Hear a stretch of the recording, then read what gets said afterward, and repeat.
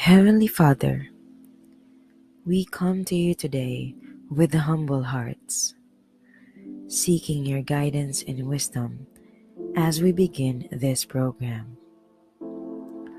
Lord, we ask that you would bless every person who has gathered here today, and that you would be present with us in a special way. We pray that this program would be a time of learning, growth, and fellowship for all of us. Help us to listen to one another with open hearts and open minds, and to support one another as we strive to serve you in all that we do. Please give us the strength and the courage to follow your will and to use the gifts and talents you have given us to make a positive difference in the world. We pray all of this in your holy name. Amen.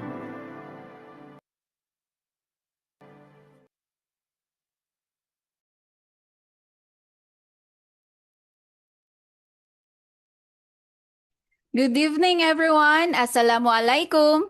It's another day, another learning opportunity na naman na hatid sa inyo ng Scale Up Training and Development. Good evening po sa lahat nating participants dito sa Zoom at sa ating mentor for tonight, at especially sa ating Facebook page. Live din po tayo sa ating Facebook page na Scale Up Training and Development. Magandang gabi po sa lahat, and welcome sa another education series na naman po ang ating tatalakayin for tonight. Welcome po at welcome sa mga new participants. Before we proceed sa ating webinar proper, let me remind everyone sa ating house rules. The number one house rules na ating tatalakayin will be the microphone. Keep your microphone muted po as the discussion is still going on. Pwede naman pong i-on ang microphone. Just use the hand gesture sa ating chat box dito sa Zoom or sa Facebook page. Use the comment section po, or if meron kayong katanungan, questions, comments, or suggestions, or idagdag sa ating discussion while nag-discuss si mentor, pwede naman po yun. Gamitin nyo lang po ang icon natin dito sa baba ng ating Zoom para po ma-utilize ang ating mga icon dito. And use it, if meron kayong katanungan about the discussion, pwede po sa ating chat box. Para sa ating Facebook page participants naman po, pwede po kayong mag-comment sa ating Facebook Live at i-relay namin kay mentor ang inyong mga comments or suggestions. Respect the speaker and participants. Avoid lang po natin na ma-interrupt si mentor or the co-participants natin. Maging vigilant po tayo, baka po ma-on accidentally yung ating microphone. Kailangan po stay present and engaged po tayo hanggang dulo para matutunan natin ang topic for tonight. Especially mamaya, meron po tayong attendance and evaluation. Keep your camera on if possible lang naman po para mas more engaging and interactive ang ating session for tonight. But it's a computer-friendly naman ang ating webinar. Okay lang po na hindi naka-on ang camera natin. Regarding sa certificate related concerns, mamaya po i-discuss natin pagkatapos ni mentor sa kanyang sa kanyang PowerPoint presentation. And our education webinar series is nasa 9th na tayo. Meron na tayong nakandak na 8 education webinar series. The number 1, the classroom management. And the number 2, the 102, the empowering educators through artificial intelligence. Then the third one was empowering teachers with effective time management. The fourth one was social and emotional learning and in education. Then sa ating ikalima naman ay leadership in education. Sa ating ika-anim was inclusive education practices and diverse learners. Sa seventh was learners' rights and child protection. And sa lastly nating na-conduct was about the curriculum development and instructional planning. Sa gusto pong manood ng ating previously conducted webinar sa ating education webinar series, visit nyo lang po ang ating YouTube channel, same sa page na ating Facebook na Scale Up Training and Development. Click nyo lang po yung playlist, makikita nyo po doon ang education. Mas madali nyo pong makikita ang ating conducted webinars sa ating YouTube kasi naka-playlist na siya, by category na po iyon. Or save na lang po sa ating link na nasa baba ng yung screen sa right side. Etong link na po, nandito na po yung lahat ng conducted webinars natin regardless sa kung anong category siya nasasakop. So save nyo lang po yun for future reference. And the guide question for this evening goes like this. How to provide effective learning support for students with diverse educational needs. Ito yung question na sasagutin sa atin ni mentor for tonight. And sino nga ba ang ating mentor for tonight? She's empowerment advocate and educator. Isa din po siyang licensed professional teacher ng nagtuturo po siya currently sa Tupi National High School. Lahat po ng education webinar series natin, siya po ang nag-conduct ng lahat ng iyon.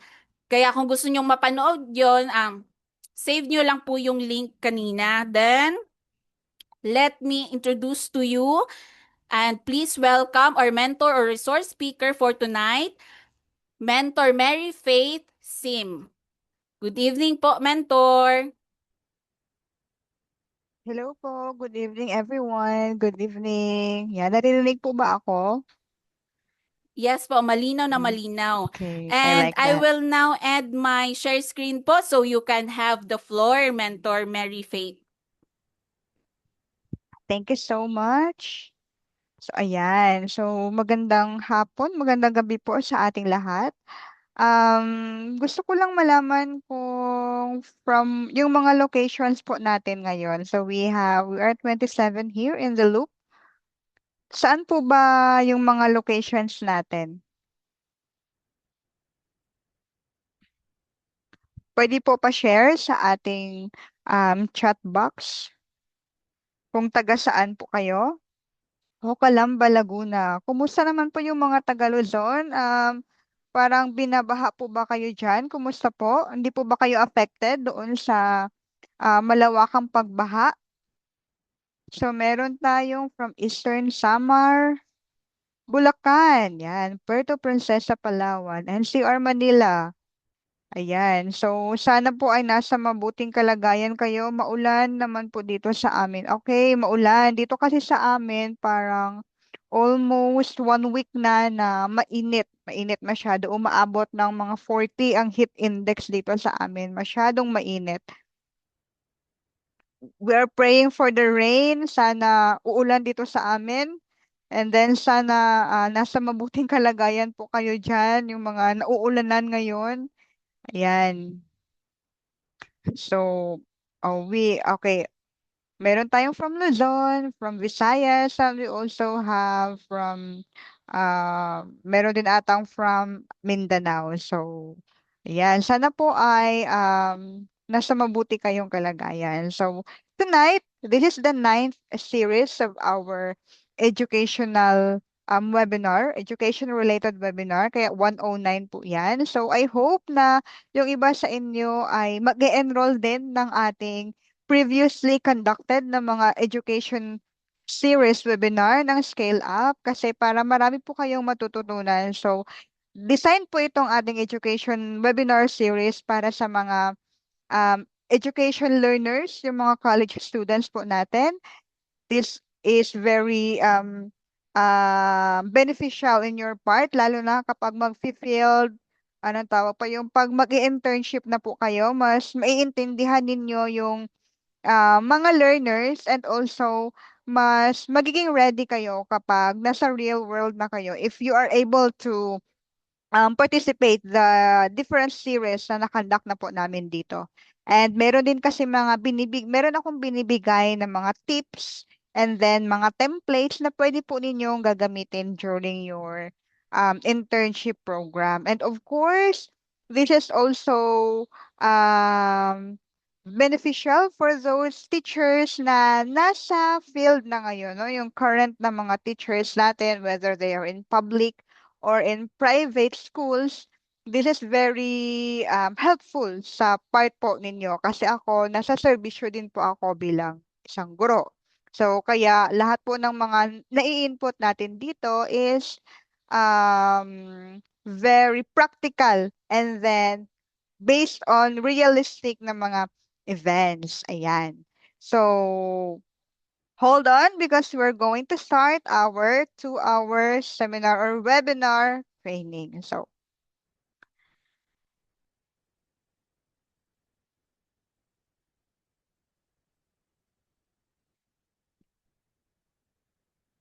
ayan. So, we will start our webinar with this case card. Ayan.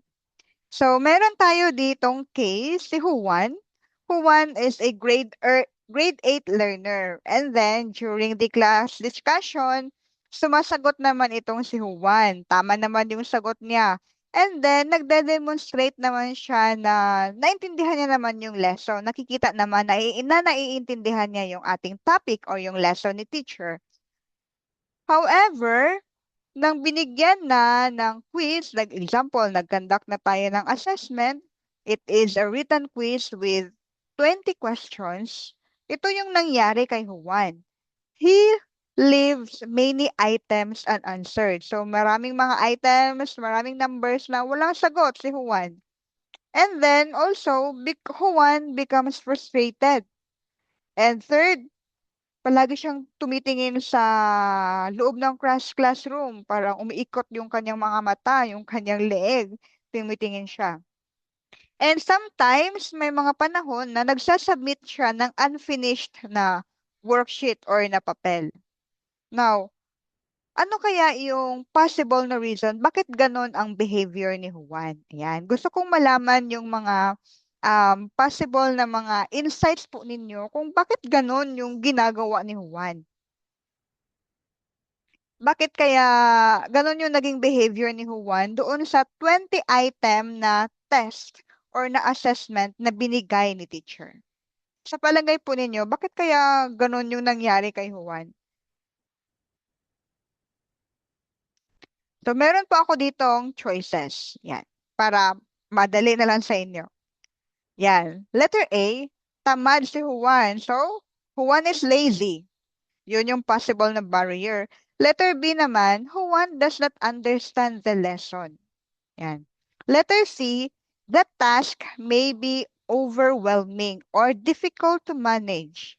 Or letter C, Juan does not want to learn. Yan. So, maraming sumasagot ng letter C. Yan. So, sabi ninyo, letter C, letter C, letter C. O, ayan. So, the correct answer po dito is letter C. The task may be overwhelming and difficult to manage. So, yun, Juan, is an example of a learner na mayroon tayo. So, lahat ng classroom, meron talaga tayong Juan sa lahat ng mga classroom. No, yung hindi makapagsagot, yung mata umiikot palagi sa classroom kapag sumasagot.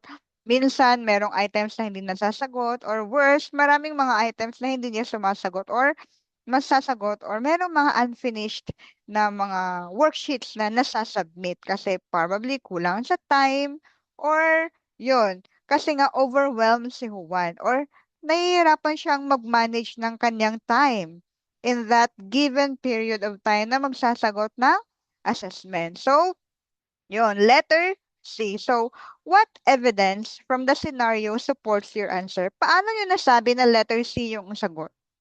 Paano nyo po nasabi na the task may be overwhelming or difficult to answer? Yan. Tingnan natin.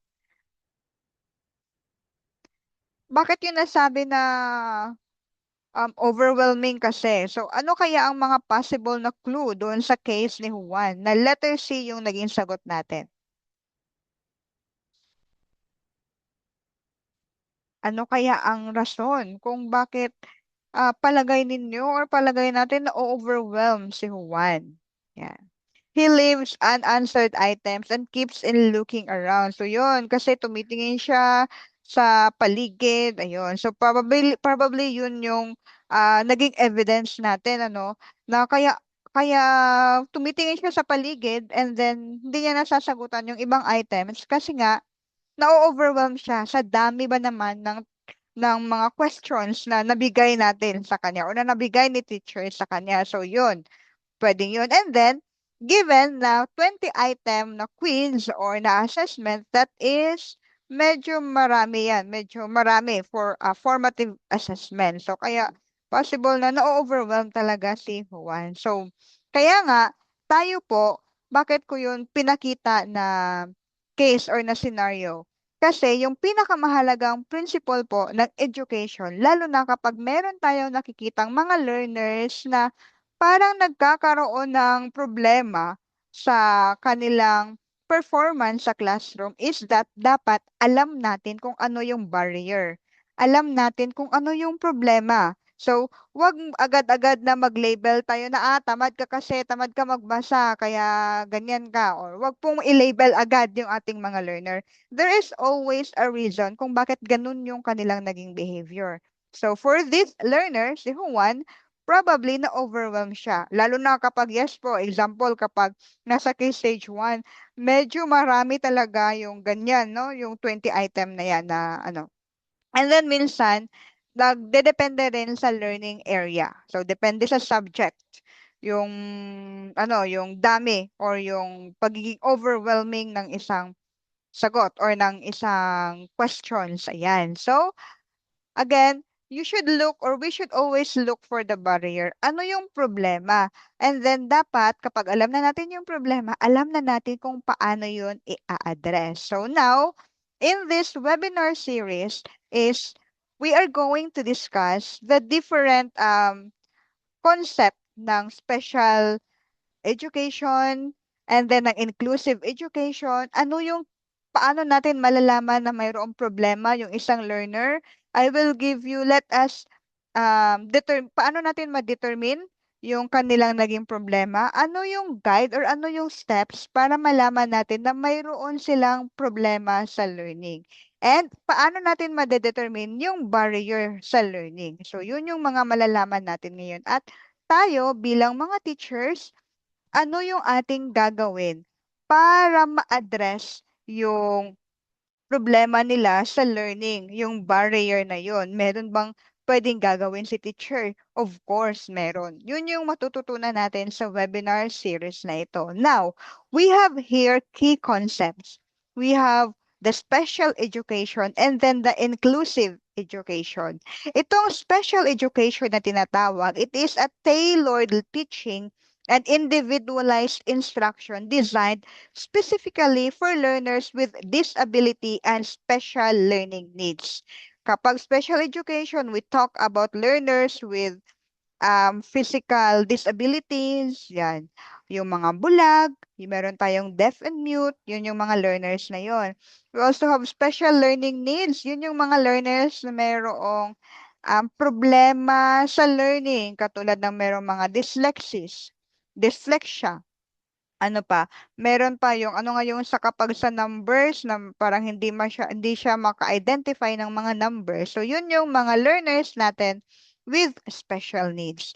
And with regards to the inclusive education, it is an education system naman that welcomes and supports all diverse learners together in the same classroom environment. Kapag sasabihin po nating inclusive education, hindi lamang po ito para doon sa mga learners natin na mayroong special needs. Hindi lamang ito sa mga learners natin na deaf mute, mayroong mga physical disabilities, mga bulag na mga learners natin, or yung learners natin na mayroong special learning needs. This also includes learners natin na mayroong mga behavioral problem. yung mga learners natin na palaging absent, yung mga learners natin na parang maiingay sa klase, yung mga learners po natin na merong trabaho ng mga learners. So, kasali po yan doon sa inclusive education. And also, yung mga learners natin na yung mga CIC or children in conflict with the law, yung mga yon. Kasali po yan sa tinatawag natin na inclusive education. So, lahat na po yan na uri ng mga learners, yung included po dyan sa inclusive education na tinatawag natin. Now,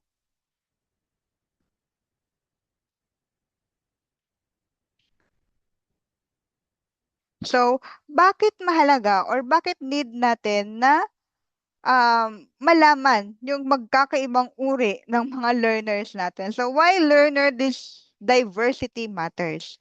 Now, kapag naiintindihan natin na yung pagkakaiba ng mga behavior, yung mga individual differences ng ating mga learners, malalaman natin yung kanilang strength, yung kanilang needs, at saka yung mga experience nila in the classroom and also outside of the classroom.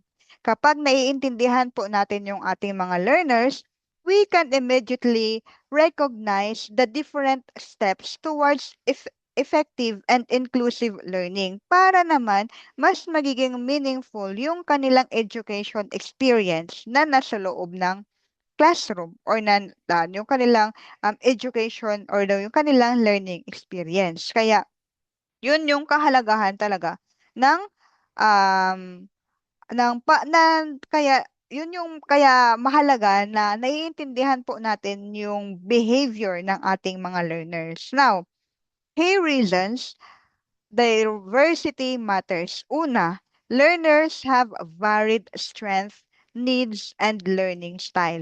Meron tayong mga learners who are auditory. Yung mas nakakaintindi sila kapag naririnig nila yung ating mga dinidiscuss. Meron tayong learners who are visual. Mas maintindihan nila kapag merong mga pictures, merong mga graphs na susulat or nababasa nila yung mga lessons. So, kaya dapat alam natin yan. Meron tayong idea kung anong klaseng learning style sila mas effective or mas nakakaintindi. Alam din natin kung saan ba sila magaling. Alam din natin kung saan sila mahina. Second, diversity enriches the learning environment for everyone. So, in this world, alam naman natin na we are all diverse individuals. Yung mga learners natin, magkakaiba talaga yan. They are unique individuals. So, kapag alam natin yung kanilang mga behavior, we can be able to let them interact with each other in a safe environment. And third, the equity requires understanding and responding to differences. Meron tayong dalawang concept. We have equality and we have equity, which is i-discuss ko later. And inclusion means adjusting support, not lowering the expectation. Meron po tayong term mamaya na accommodation. And also, meron pang isang term din mamaya na ating unbox habang nagdi-discuss tayo dito sa diversity of learners. Now, inclusion means adjusting support, not lowering expectations. Hindi kailangan na ilo-lower natin yung ating expectation kasi we need to meet the different learning competency. Kapag ilo-lower po natin yan, hindi na ma-reach, hindi makuha ng bata yung tamang learning competency na dapat alam niya. So, we as a teachers, alam natin kung paano tayo magbibigay ng support para sa mga learners natin na mayroong iba't ibang needs. Now, ito na yung sabi ko na equality versus the equity. Equality, kapag sinabi nating equality, example, meron tayong 50,000 pesos, merong 5 tao na maghahati-hati, of course, we will give them equally. Tigte 10,000 silang lahat. So, ganun din sa learning. Everyone or sa education, everyone receives the same support, the same resources, the same instruction regardless of their individual needs or starting point. Yan po yung tinatawag natin na equality. Now, kapag sasabihin mong kakanta ang isa, kakanta dapat ang lahat. Pag sasabihin natin everybody should answer this in a given period of time, ganon din dapat ang gagawin ng lahat. And then kapag sasabihin natin na dadala ang lahat ng ganitong resources, yun din ang gagawin ng lahat. So, walang exemptions. Yan yung equality na tinatawag. Now, with regards to equity, balik tayo doon sa 50,000 pesos. Example, sa isang pamilya, mayroong 50,000 pesos, 5 ang anak. Yung isang anak mas need niya kasi halimbawa, meron na siyang asawa, ganon. Yung sa isang anak naman need niya kasi mayroong sakit. Yung tatlong anak, medyo well off ang kanilang buhay. So, equity, ibibigay yung resources, bibigyan ng resources or mas malaki ang resources na ibibigay doon sa taong mas may malaking need. Yun yung equity. So, ganun din dito sa education. Each learner receives the support they specifically need to succeed. And acknowledging that equal treatment does not always mean um, fair na treatment. Kasi meron talaga tayong mga learners who needs more attention. Meron tayong mga learners who needs different type of learning experience para ma-achieve din ang goal ng buong klase. Yan po yung pagkakaiba ng equity at saka ng equality. Now, let's try to localize this one in a classroom setting. Halimbawa, a teacher gives the same 20-item written activity to all learners. So, one learner struggles with lengthy instructions and is unable to complete the task, not because of lack of knowledge, but because how the activity was delivered. Now, ano yung equity-based na solution po para dito? Una, you can give a clearer, a shorter instruction. Yan. Ikalawa, visual cues on graphic organizers. Pwede tayong gumamit niyan. Ikatatlo, magbibigay ng additional time para makomplete. Ito, ginagawa natin ito most of the time. Ikaapat naman, oral instruction as an option kasi baka meron tayong mga learners na sira ang mata or mas magaling sa auditory. And fifth is the same learning goal pero magkakaiba yung pathway, no? Magkakaiba yung learning the same yung learning goal, magkakaiba yung pathway. Merong isa na gusto niya clear instruction, parang i-chunk, step by step yung instruction para mas maintindihan niya. Merong iba naman na gusto nila, meron sila nakikita, merong mga graphic organizers, parang ganon.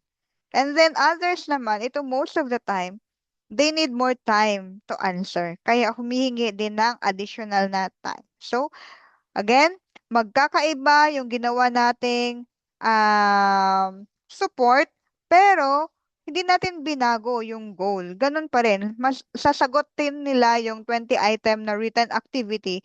Yun nga lang, magkakaiba yung ating support na binigay para sa kanila. So that is an equity-based solution.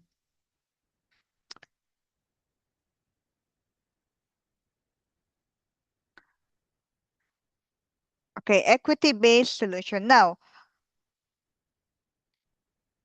who are our diverse learners? Sino-sino po ba yung mga diverse learners natin na pinag-uusapan natin ngayon dito? As what I have said a while ago, ito sila yung mga learners natin with disability. Physical disability. Pwedeng bulag, pwede rin na deaf-mute, and marami pang iba.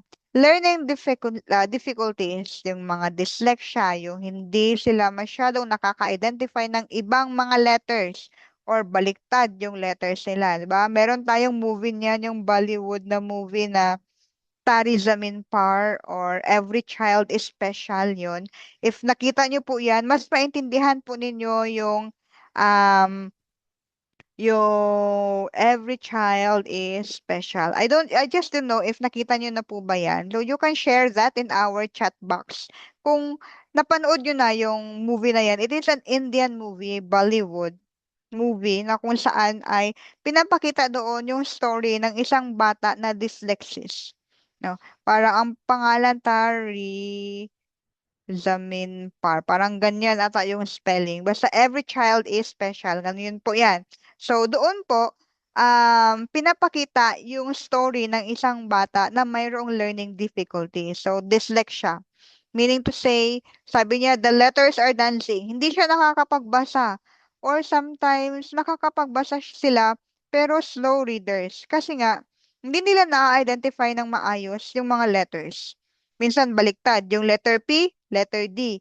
Yung letter B, letter D. Or sometimes letter Q. So, merong mga letters na baliktad sa kanilang paningin. So, they have learning difficulties. The same with those learners na merong difficulty sa pag-identify ng numbers. Ang tawag naman po natin dyan ay dyscalculia. Calculate. So, nagkakaroon sila ng problema sa pag-identify ng numbers.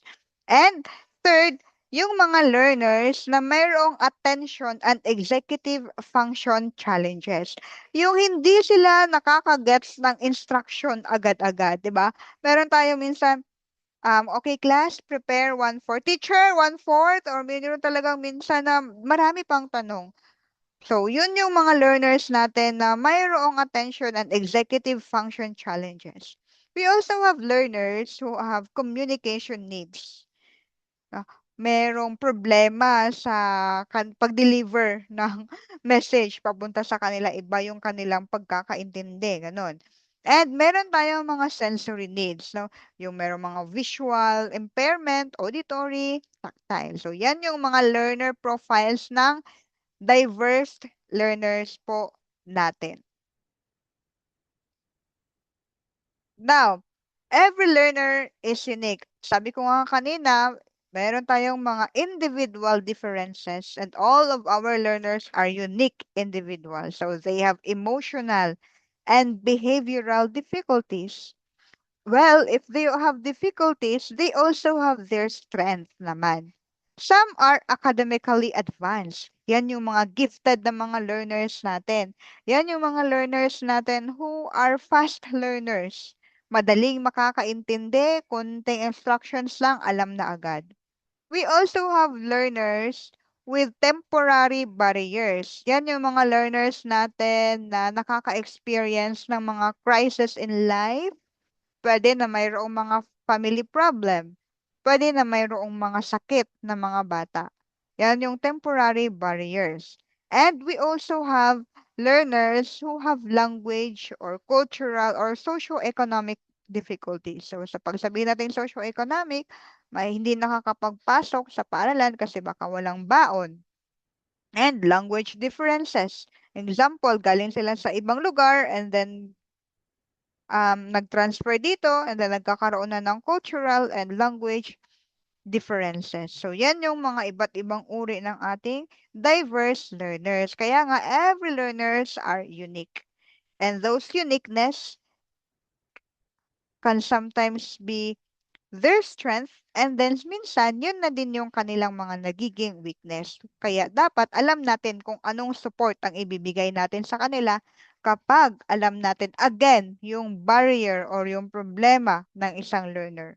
Then, a learner is more than a diagnose. So, meron tayong tinatawag na person first perspective. Ano kaya ito? So, every learner carries strength, interest, meron silang iba't ibang mga potential, meron silang creativity, meron silang unique identity na kapag sasabihin mong si Juan yan, ay ito ang maaalala mo na characteristic ni Juan far beyond any label. So difficulty and diagnosis, we may seem to describe them. So kahit na sabihin natin, ililabel natin si Juan na ganito si Juan, maingay sa classroom, aside from being maingay na characteristic ni Juan, mayroon pa yung innate na characteristic si Juan na hindi pa natin na-discover. So kaya, Marunong dapat tayong mag-diagnose better ng isang learner at para alam natin kung ano yung support na ibibigay natin sa kanya. Now, paano tayo makakapag-recognize or makakapag-diagnose sa mga learning barriers? Look beyond the behavior. So, una, we will first observe the behavior. Ano yung naging behavior ng isang learner? Possible, hindi siya nagpa-participate sa class activities. Palaging tulog. Or minsan, tumitingin lang sa mga classmates. Next, frequently leaves the seat or moves around. Minsan, nandito siya, maya-maya, doon na naman siya sa left, minsan, sa likod na naman siya. Kinabukasan, nasa ibang upuan na naman siya. Third, does not finish activities on time. So, hindi niya natatapos yung kanyang activity o yung pinapagawa natin na activity. So, meron din tayong more observed na behavior. Una, avoids reading aloud or written task. Hindi siya nagbabasa or kapag nagbabasa siya, mahina masyado yung kanyang boses. Minsan ayaw niya talagang magbasa sa harapan ng classmates. Second, does not follow instructions. Hindi siya sumusunod ng instruction. Hindi niya nagigets yung instruction. Third, becomes easily frustrated or disengaged. Yung kapag mayroong pinapagawa and then hindi niya magawa, na-frustrate na agad. So, minsan, ayaw niya nang mag-join. Ayaw niya nang makipag-cooperate doon sa klase. Wala na, may sariling mundo na siya. So, yun yung mga possible na barriers sa mga learners, no? Yung kanilang mga behavior kapag mayroong problema. Now, we are going to recognize those barriers based on their behavior. So, possible barriers behind their behaviors. Bakit kaya ganun yung kanilang naging behavior? Una, probably they have difficulty processing the instruction. Baka kaya hindi siya makaintindi or baka kaya nahihirapan siyang gawin yung pinapagawa mo na activity kasi hindi niya talaga naiintindihan yung instruction na binigay mo. Second, sensory overload. Baka na-overwhelm na yung estudyante. Third, reading difficulty. Hindi siya marunong magbasa or slow reader siya. Third, maybe your task is so lengthy, masyadong mahaba, or masyadong complex. Kaya hindi niya nagigets yung instruction. Fifth, unclear expectations. Hindi nila alam kung ano yung goal. Hindi nila alam kung ano yung magiging output ng pinapagawa mo sa kanila. Sixth, attention difficulty. Baka kulang sa aruga or baka naman baka kulang sa aruga or maybe kaya masyadong maingay, masyadong ma'am ako po. Kasi nga there is something behind pa na dapat nating kalkalin kung bakit ganun yung behavior ng bata. Next, anxiety or lack of confidence. Baka kaya ayaw magbasa ng malakas kasi natatakot na baka pagtawanan ng mga classmates or lack of confidence, not confident enough na magbasa sa harapan. And last, need for movement or break. So yan yung mga possible na mga barriers sa mga behaviors nila na ganon. So, yung behavior po kasi ng ating mga learners, it is one way of communication. Meron niyang mga messages na sinesend sa atin. Bakit ganun yung kanilang behavior? So, before tayo magtanong na ano kayang problema ng estudyante na to, tamad ba't lang talaga siya? Try po nating um, tanungin, what might the learner be communicating? Ano kaya ang possible na reason? Bakit ganun yung ugali niya? Bakit ganun ang behavior niya sa klase? So, wag tayong bigla na lang magle-label. Ganyan talaga yan siya. Kasi since grade 7, ganito na talaga ang ugali niya. So, before tayo mag-label, let's try to collect more evidences about the behavior of the learner. Kung bakit ganun talaga siya. So, meron tayong another case card. Here again, si Juan. Juan understands the lesson but struggles to complete the 20-item worksheet. What would you try first? Yan. So, nahihirapan si Juan na intindihin yung worksheet na 20 item. Ano ang ating pwedeng gagawin? Una, give him a zero score. Zero na agad. Ikalawa, letter B, tell him to work faster. Juan, bilisan mo. Kasi malapit na mag-time. Letter C, break the task into smaller sections. I-chunk natin, parang step by step, ganon. Letter D, remove the learning objective. So, of course, di pwede yan sa letter D, di ba? Obvious naman. Kasi that is very important. Yun yung goal natin. So, ayan. So, you have your answers in our chat box. Yes po, of course. Yan. Letter C, the correct answer is break the task into smaller sections. So, break the task into smaller section. I-chunk natin yan. Halimbawa po nito. Halimbawa, nung letter C natin na sagot. So, magbibigay tayo ng clear and simple na instruction. Yan. Mayroong clear and simple na instruction. Una, break down the directions into short and numbered steps.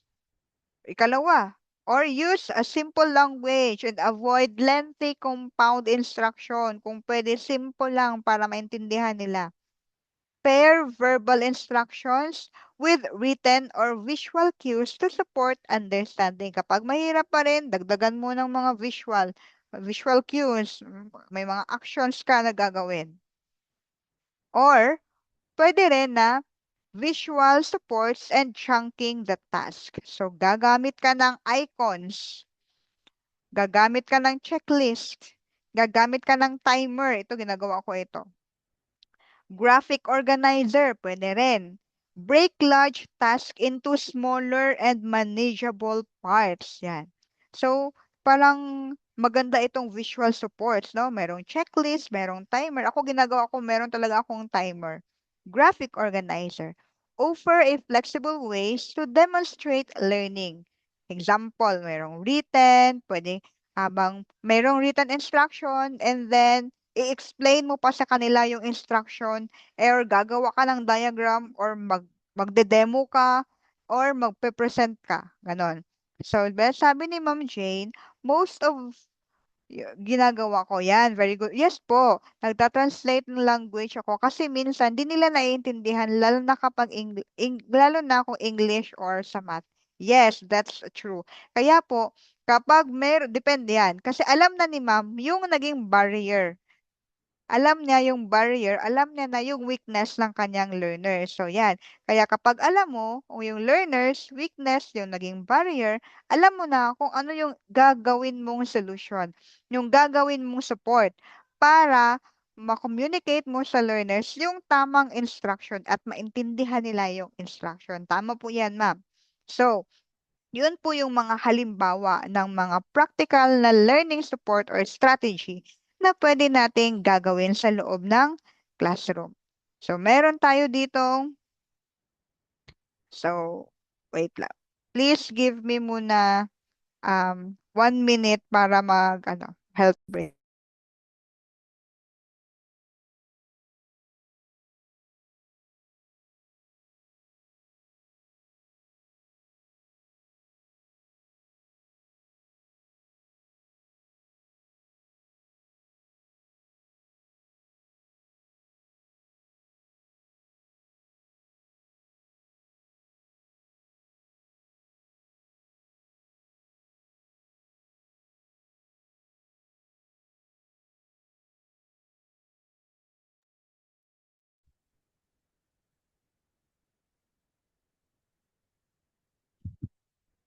Karonto ko na eh.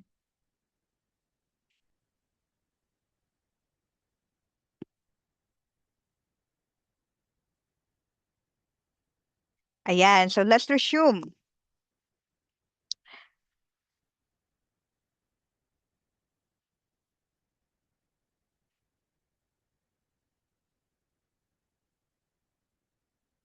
So, again, magbibigay tayo ng clear na instructions doon sa ating mga learners. So, give clear instructions and also simple na mga instructions. Yung mga step-by-step guide. Una, you can read the questions carefully.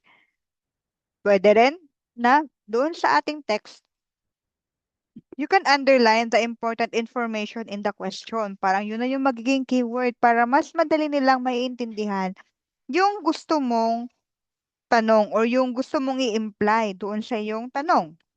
And complete your answer. So write your answer clearly and completely. Nakalagay yan.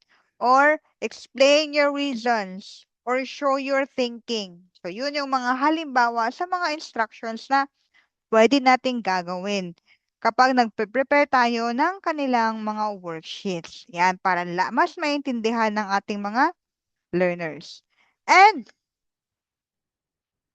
meron tayong mga learners na visual. So, parang mas maka-learn sila kapag merong nakikitang mga pictures. So, ito yung mga visual learners. So, ano yung mga support na pwede nating ibigay sa mga visual learners?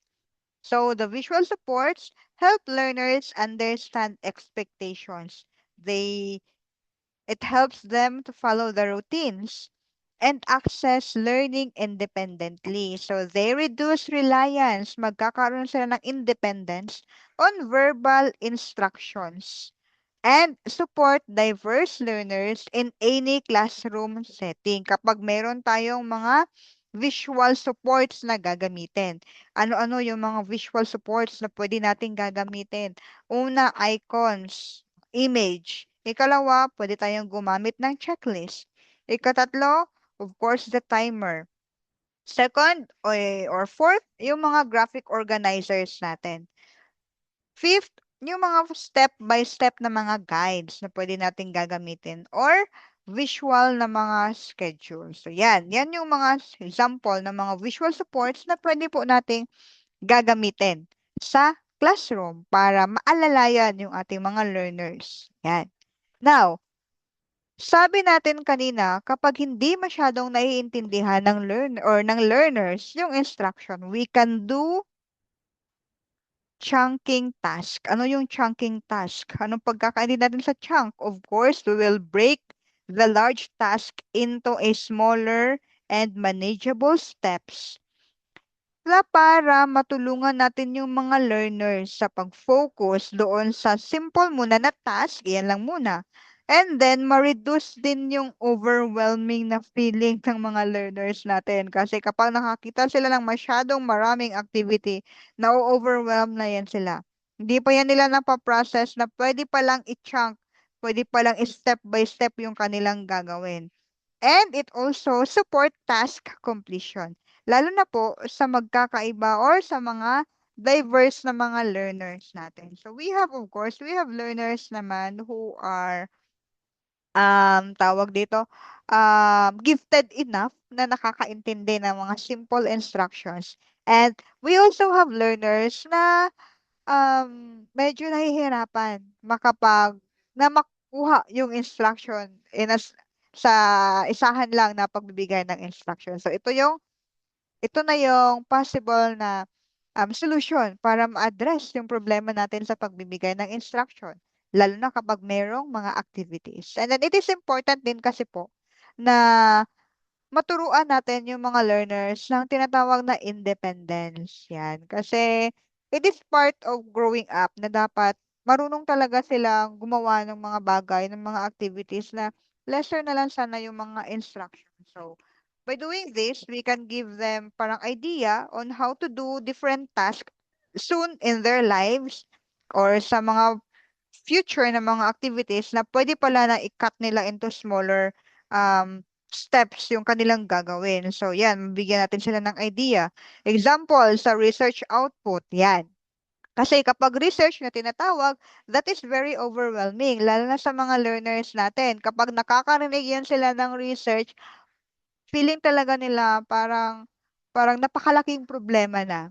Because of course, kahit na tayo ng mga professional, kapag nakakarinig tayo ng research, my goodness, feeling natin ang dami-dami na nating gagawin. And which is true. Marami talaga tayong gagawin. That is why we need to chunk the task. Una, ang ipapagawa muna natin sa kanila, yung isang part lang muna. Choose your topic. Example, step 1. Okay, ito yung ating goal for this week. Dapat in 1 month, makakagawa na tayo ng research paper. Kapag yun yung instruction natin, ma-overwhelm talaga yung mga bata kasi hindi pa nila alam kung ano yung gagawin nila. Now, if you will do this instruction, okay, for this week class, you need to choose your topic or in the first 3 days, pipili kayo ng topic, bigyan nyo ako ng five topics. And then after that, we will select your topic. And then second, kapag alam niyo na ang topic, pagka, example, fourth to fifth day, you identify the problem. Yan. And then pagka second week, okay, you gather all the information na related doon sa inyong topic. So, yan na po yung tinatawag na natin na parang RRL, Review of the Related Literature. And then, fourth naman, okay, you organize your notes. Magda-draft na yan sila or gagawa na sila ng layout. No? So, yan. Pwedeng 1 week ang ibibigay mo sa kanila or 2 days or 3 days. And then, you will guide them. Pagka next na naman na week, or you write your draft. Draft lang muna tayo. After that one, after that week, and then revise na and finalize. So, kapag yun yung gagawin natin, we can be able to guide our learners for them to become more efficient sa mga activities na binibigay natin sa kanila. So, wag nating hayaan na magbigay lang tayo ng parang instruction and pababayaan na natin yung mga bata. Let's teach them to become more productive by giving them support and by also and that support is chunking the task. No? By giving them a step-by-step na guide para mas mabawasan yung kanilang overwhelming na feeling and then para mas ma-feel nila yung achievement in every steps na natatapos na nila. Kasi magkakaroon din yan ng positive na effect sa kanila psychologically. So, yan. So, again, chunking the task or breaking large task into smaller ones para maging manageable. And meron din tayong tinatawag na flexible ways to demonstrate learning. Now, ano naman ito? So, we can express it through multiple na mga modes. And sabi nga, meron tayong instruction, written instruction. Aside from the written instruction, let's discuss, you explain them to them. Explain it to them orally, di ba? Verbally. Explain sa kanila kung paano gagawin. And you can also draw or label or pwede rin i-demonstrate mo yung kanilang gagawin. So, para lahat ng uri ng mga learners na nandyan sa classroom is makakatch nila yung message mo with regards to the instruction na gusto mong ibigay sa kanila. And again, kahit na magkakaiba yung instruction na gagawin mo, you still have the same goal. Yun nga lang, magkakaiba yung way. Use 3 ways. Example dito. Now, meron tayo ditong pwede kang gumamit ng concept map. Show connections between ideas. Pwede ring presentation. Share learning with the class. Or pwede ring demonstration. Show understanding through action. The same lang na lesson, pero magkakaibang ways pa na i-deliver mo sa kanila yung message. So, yan yung the same goal, pero different na ways. So, the same learning goal, different pathways. So, inclusive outcomes. Ano mo inclusive outcomes? Every learner can reach the same destination. Mabibigay mo yung competency na need nila. The path to get there may simply look different. Pwedeng magkakaiba kasi iba yung mga instruction mo. Merong written, merong demonstration, merong orally. But then, the goal does not change. Just the path. Ganun pa rin, na-reach mo pa rin yung, the same pa rin yung target. Magkakaibang daan, pero the same pa rin po yung destination ng ating mga learners. So, yan yung goal natin as teachers. We need to look for the right support na ibibigay natin sa ating mga learners. Kaya dapat alam natin kung ano yung barrier. Now, we also have the universal design for learning. Ito naman ay multiple means of engagement. Yan. Spark and sustain learner motivation. It offers choices, connect to real-life context. Nagsaset tayo ng clear na goals and provide opportunities for self-regulation and of course, yung pinaka-importante sa lahat na type of intelligence reflection. Yan yung metacognition. Yung marerelate mo, yung nandyan sa concept or sa theory, you can be able to relate it in your life. Nagkakaroon ka ng reflection. Merong parang, anong tawag dito? Merong parang, parang application somehow. Ganon. Now, multiple means of representation. Kalawa, multiple means of representation. It present information in varied formats. We have the visual diagrams para sa mga visual learners natin. Oral explanations para doon sa mga auditory learners natin. We can present infographics and hands-on materials so all of the learners can access and understand the content. Yun yung mahalaga. Alam dapat ng learners natin yung mga content. Multiple means of action and expression, and also allow learners to demonstrate knowledge through writing, speaking, drawing, creating diagrams, or presentation. So, yan yung mga flexible na pathways for the same goals. Kaya kung minsan, meron tayong mga ibang learners na very good sa writing, yung iba hindi. Meron din magagaling sa speaking, no? And then, meron din na who are artistic enough. They can create drawings. Yan. So, um, we can we can offer different or multiple means of actions and expression para mas maintindihan or yung para mas ma-express ng learner natin yung kanilang knowledge about the topic. So, pwede, nabibigyan natin sila ng choice. O, sa paano nyo ito gustong gawin na activity. So, yan. Pero of course, it will depend also in the learning area. Kasi kapag sa mathematics, hindi naman pwede na speaking. Maybe orally, they can answer orally. Drawing lang naman kapag graph, parang ganon. Diagram, so ganon. And, ayan, let's have this example about sa UDL. So, yung scenario natin is the sari-sari store and of course, the supply and demand na topic, which is topic talaga yan ngayon na week for the Araling Panlipunan grade 9. Kasi ako kasi ay an economics teacher. So, that is Araling Panlipunan grade 9. So, ngayong 8th, 9th, and 10th week is dito tayo nakafocus sa supply and demand. So, ito yung scenario. The teacher presents a sari-sari store scenario where prices change based on supply and demand.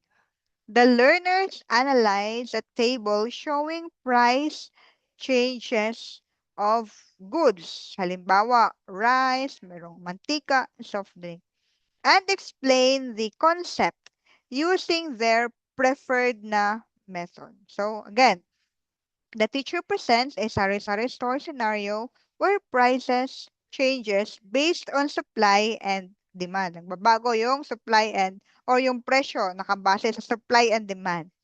Again, and then learners analyze a table showing price of changes of goods. And the learner should explain the concept using their preferred method. Kung paano ba nila gustong i-explain. Pwede na through a graph, kasi gagawa na yan ng graph sa Araling Panlipunan.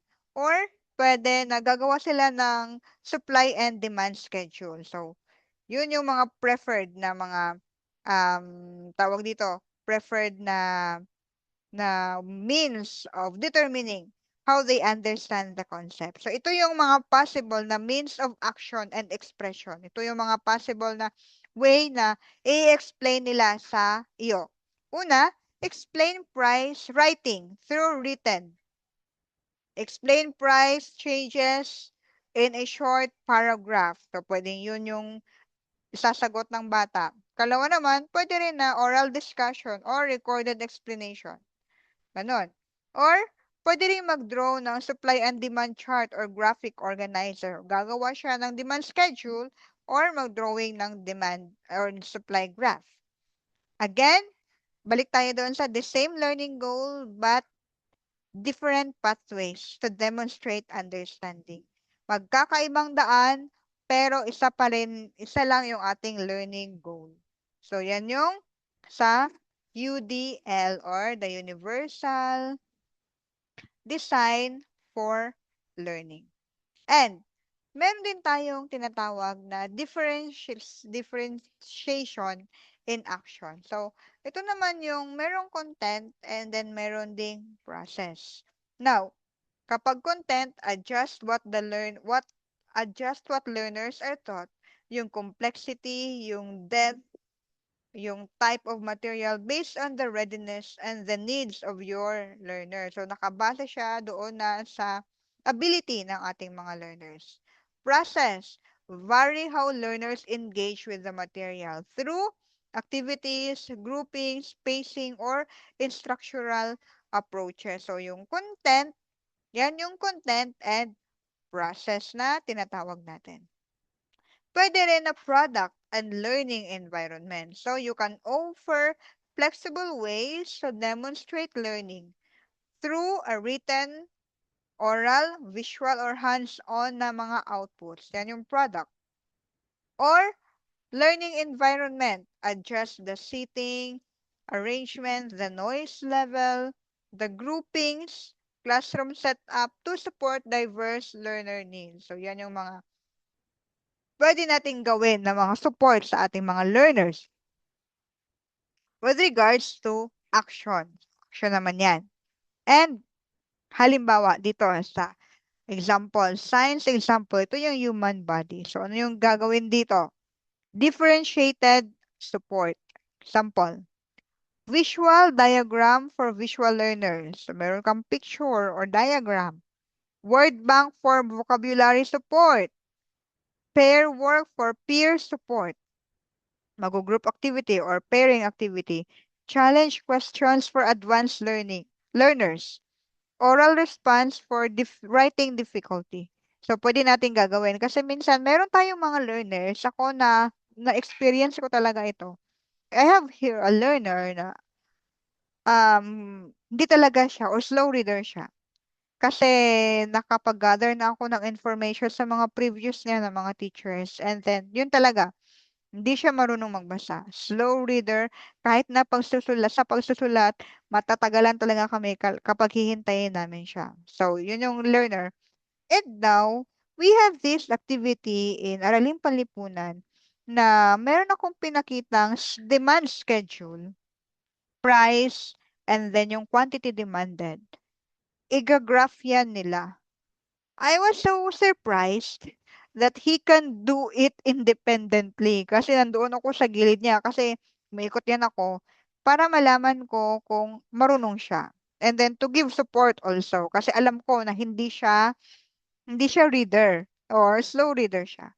And then I was really surprised na alam niya kung paano gagawin, paano i-label yung mga points doon sa graph.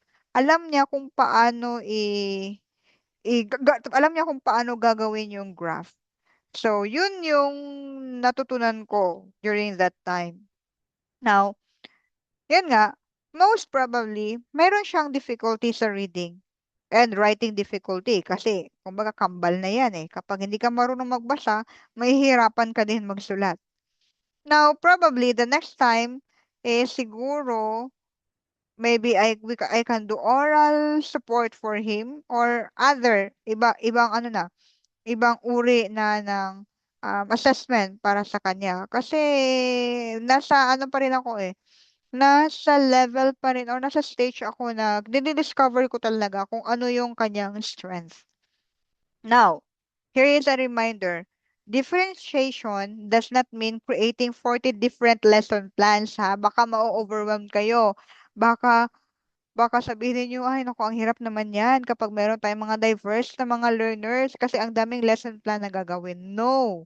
Hindi mo kailangan gumawa ng, kasi we have 40 in different individuals na tinuturuan, 40 din na lesson plan yung gagamitin natin. No, it's not like that. This again, the same goal, different pathways. Kasi nga, yung content, yung lesson is the same, yun nga lang, yung support and then yung approach po natin ang magkakaiba depending on the needs of our learners. Now, I want you to meet accommodation and modification. So, ito na naman yung bida natin ngayon. So, we have accommodation. Yung accommodation na tinatawag, it changes how a learner access or demonstrate learning without changing the learning expectation or the standard. Halimbawa, the same lesson or the same lesson. And then, ang gagawin natin para ma-achieve ng mga learners natin yung standard or yung goal natin for that day, para ma-achieve nila, we can do supports. Like, mag-extend tayo ng time, magbibigay ng oral instruction, yan. Or pwede rin na i-change natin yung kanilang sit down kasi baka hindi sila comfortable dito na part. Or we can provide visual supports. Again, different pathways but the same goal. We also have what we call modification. Sa modifications naman po, it changes what a learner is expected to learn or demonstrate. The content or performance standard is adjusted. Example, you have the same goal. Yung goal mo pa rin is pareho. Yun nga lang, meron ka lang i-adjust. Like, you reduce the number of tasks, you simplify the content, or provide an alternate na objective. Yan. Yan yung mga modification na tinatawag. Meron kang i-modify doon sa content. Kung may konting modification. Pero, yung content standard is, or yung performance standard is the same. Yan. So, again, accommodation. So, ayan. It changes again, how the learner access learning. Expectation remains the same. Ganyan yung accommodation. So, example, give tayo ng extra time to assess or assessment. Extra time on task or on the assessment. We can provide oral instructions instead of written instructions. Or preferential or strategic setting. And also, meron din tayong tinatawag na modification. So, again, yung modification, it changes what a learner is expected to learn or demonstrate. Yun yung babaguhin natin. So, i-reduce natin yung number of tasks or items. Imbis na nag-prepare kayo ng 30-item na assessment, you can cut that into 10-item assessment. Yan. Simplify the content or the vocabulary na gagamitin natin. Adjust the learning objective if it is necessary. Yan. Sige.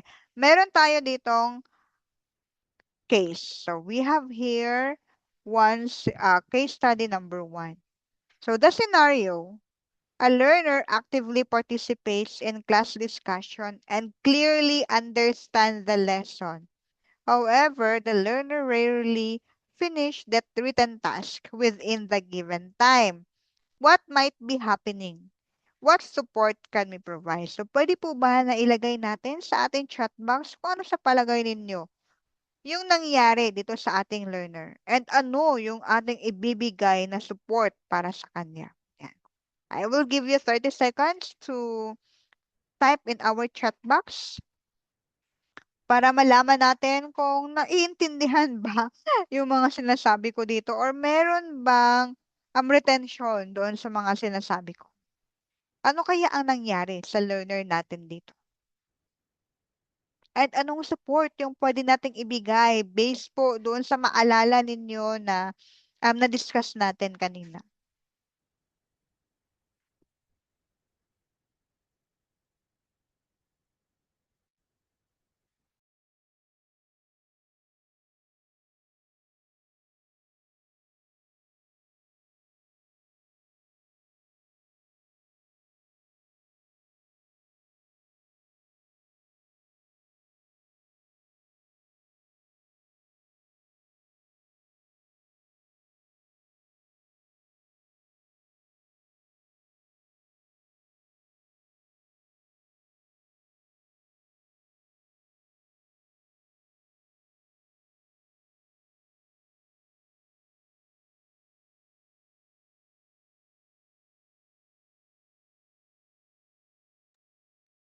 Feeling ko siguro kumakain kayo. So, ayan. Kasi hindi pa, ayan. So, okay. So, hindi niya kaya sagutan lahat. The support we can provide is yung modification, which is babawasan yung task. Yes, pwedeng ganun, no? Babawasan yung task. Break long written task into smaller and manageable steps. O yung tinatawag natin na chunking. Ba? Yan, very good. So, we can do modification or the chunking. So, ito yung mga possible supports na pwede nating gagawin. Break task into smaller and numbered steps. Pwede tayong gumawa rin ng checklist. Provide a visual task checklist para makita nila kung ano yung tapos na nila and ano yung hindi pa natatapos. Time expectation. Clarify time per step. Movement breaks. Allow brief breaks between chunks. And then instruction check. Confirm learner understand each step. So yun ang mga pwede po nating gagawin. And provide frequent feedback and check-ins while the learner is working. So yan. So dito po yan sa instruction check, no? Confirm learner understand each steps. Yung ginagawa ko, I give time, sabi ni Ma'am Jane, clearer instruction and depending on the task. I'll give differentiated support depending on their levels or on their needs. Yes po, ma'am. That is very right, no? Yung ginagawa natin. Kaya, yun na yung sinasabi talaga natin na mayroon talagang mga diverse learners and then yung support natin na binibigay sa kanila, diverse din, magkakaiba rin. So, hindi pwedeng pare-pareho lang for all types of or for different types of learners. Ayan. So, and meron tayong, pwede din po naturuan po natin sila ng time management strategies. Yes, correct po yan. Such as estimating how much time each part of the task will take. Kaya nga po, pwede tayong gumawa or gumamit din ng time, ano tawag doon? Parang merong time limit, no? Meron tayong timer na gagamitin para matuto silang mag-manage ng kanilang time. I-pressure natin ng konti. Kasi it can also add in their strategy para marunong silang mag-strategize kapag merong timer and then aware sila kung ilang time na lang yung natitira para sa activity. Now, we have another scenario. A learner actively participates in class discussions and clearly understand lessons when delivered orally. Yan. But struggles significantly when given written instruction or reading-based na mga task. So, yun. Reading-based na task. Yun. So, nagkakaroon siya ng problema kapag mga written instructions na or reading-based. Ano kaya? Ano kaya ang problema ng ating learner and paano tayo magbibigay ng support? Yan, sa scenario number 2, ano yung ibibigay po natin na support and ano yung problem, okay? What's the problem? And what's the support that we can give to our learners? So, meron tayong additional na answer para sa ating case 1. I have a learner with visual problem and one with hearing problem naman. So, I give them more time and sometimes inuulit ko yung instruction for them to understand. Yes po, yan. So, aware tayo na mayroong iba't ibang mga needs or support needs yung ating learners depending on their ability. So, yan, that's very good, no? And okay, proceed tayo sa scenario number 2. Ano yung problem sa scenario number 2? And how can we give the task? Or how can we support them? Yan. Ang problem daw po, sabi ni Ma'am Cristel, is the learner may have difficulty in reading comprehension. Tama po. Or processing written information. Pwede. Support that we can give is give instructions orally. Yes, tama po. And in simple, yung simple terms na yung gagamitin natin kapag nagbibigay tayo ng instruction. And another, we can give also step-by-step written forms. Pwede. And we can use diagrams, visual aids, examples, and also demonstration. So, parang nasagot na ni Ma'am Cristel yung para sa lahat. And then, of course, sabi ni Ano pa? Sir ba ito? Sir Jeremy? Use simple and clearly organized written instruction. Yan. So, marami tayong mga ideas kung paano natin tutulungan yung ating estudyante sa case number 2. And I have here a suggested support na pwede nating gagawin. Una, wait, nawala yung aking support. Ayan. Ito yung suggested support natin for case number 2. Read the instruction aloud to the learners. Yan. Use short and simpler sentences. Pwede rin. Highlight or bold keywords. Ayan. Para magkuha nila yung ano yung gusto mong uh, i-communicate sa kanila, yung gusto mong message. Add visual cues alongside written text. Pwede rin. And provide guided reading with a peer or a teacher para mas mapadali or para mas maintindihan nila. And here, we have another case. Sa case number 3. Learner is very sensitive to noise. Meron talaga akong kilala na ganito. Okay, yung anak ko kasi ganito. Yan, nakaka-relate ako dito. Kasi kapag dumarating yun siya dito sa bahay, sabihin niya na agad na, Ma, masyadong maingay yung classroom. So, anong ginawa mo? Cover lang daw siya ng kanyang ear. So, meron talagang ganun na mga learners na ayaw nila ng maingay masyado. So, yun. And ito yung scenario. A learner becomes overwhelmed by classroom noise, especially during group work activity.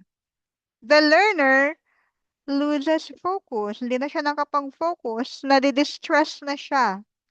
And struggles to complete task in a noisy environment. Now, again, ano yung problem and ano yung support na pwede nating ibigay sa ganitong uri ng learner? Yan. What is the possible, ano yung problema? Ano yung support na ibibigay natin sa ganitong uri ng mga learners? Yan. Let's have case number 3. Meron talaga kasi mga learners na ganyan. Minsan nagrereklamo talaga yan. Kung hindi sila magrereklamo doon sa teacher nila, sa bahay, siguradong magrereklamo yan.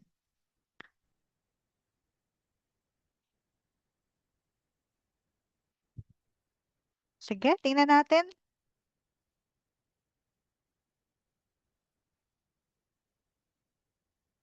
Okay, so we have Pampangasinan para someone nag-mention ng Pangasinan, nag-comment doon sa ating Facebook Live. Si Ma'am Kate Natividad. Yan. So again, case number 3 tayo. Give the learner advance warning before the activity. So anong sabihin natin? Sir, anong klaseng advance warning po ba ang ibig mong sabihin dito?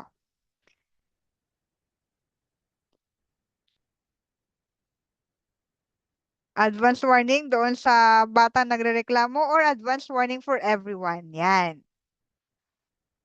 So most probably, it is an advance warning for everyone. No? Example, wag masyadong maingay. Ganon. While doing this, okay for everyone. Yan. So wag masyadong maingay. Ako yung ginagawa ko naman, sabihin ko yan kapag mayroong group activity or activity para sa kahit na individual activities. Okay, class, magdodrawing ako ng star. Meron ako ditong 4 na star. And each stars has 5 points.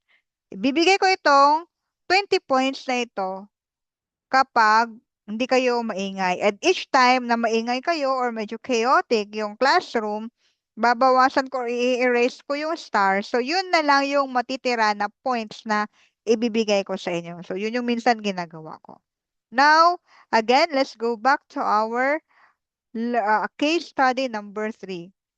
So, yung maingay, medyo, and then meron tayong sensitive na bata. Ano yung pwedeng gagawin? Now, una, strategic sitting away from noise sources. If pwede, mahiwalay mo yung bata doon sa area or doon sa grupo na medyo maingay. Pwedeng ganun. I encourage this kind of child. I encounter this kind of child. So, I always have rubrics. So, babawasan ko ang rate or score nila and always set house rules. Yes po, Ma'am Jane, tama po yan. No? Meron tayong house rules muna before mag-start sa activity. And then, doon magbe-base yung kanilang score. Yan. Second, practical support din na pwede natin gagawin dito. Designate a quiet work area in the classroom. Pwedeng ganon. Next, give advance warning before noisy activity. So, tama yung sabi kanina ni Sir Jeremy. And allow short sensory breaks as needed. No, kapag minsan kasi, lalo na kapag, I don't know, kasi kahit high school, meron ding mga times na parang napaka-hyper ng mga bata. Minsan parang, bakit napaka-happy nyo ngayong araw? No, parang meron talagang time na ganun yung kanilang, yung kanilang behavior. So, pwedeng magkaroon tayo ng sensory breaks, no? Para maybe ma-release nila yung kanilang mga energy. And last, provide visual instructions to reduce verbal overload. So, yun yung mga pwede nating gagawin pala para hindi masyadong maingay yung classroom. And here is the last case study. Meron tayong para naman ito sa mga fast finisher o yung mga fast learner natin ng mga bata. A learner consistently completes written tasks and activities well ahead of peers. Siya yung palaging nauuna. While waiting, the learner becomes restless. Yung ano nangyayari, distract others, yan, malikot na siya, or sometimes disengage. Iba na yung mga ginagawa niya. The learner may be academically advanced. Pwedeng gifted yung bata na ito. Or a quick processor who needs greater challenge and stimulation. Ayan.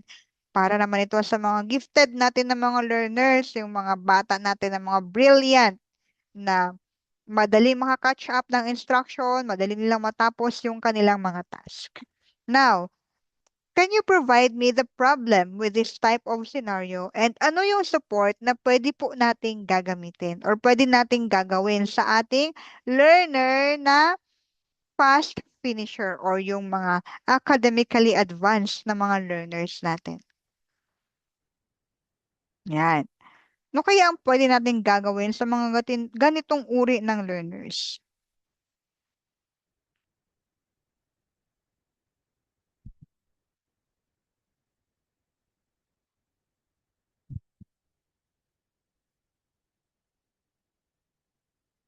So, let's try to see. Ah, yung mga viewers po natin sa Facebook, you can also add your comments in our Facebook page para mabasa din po natin yung mga comments ninyo with regards to these types of mga learners or yung mga insights po ninyo. Para naman makakapag-interact din kayo kahit na nasa Zoom, meron tayong sa mga Facebook Live, yan.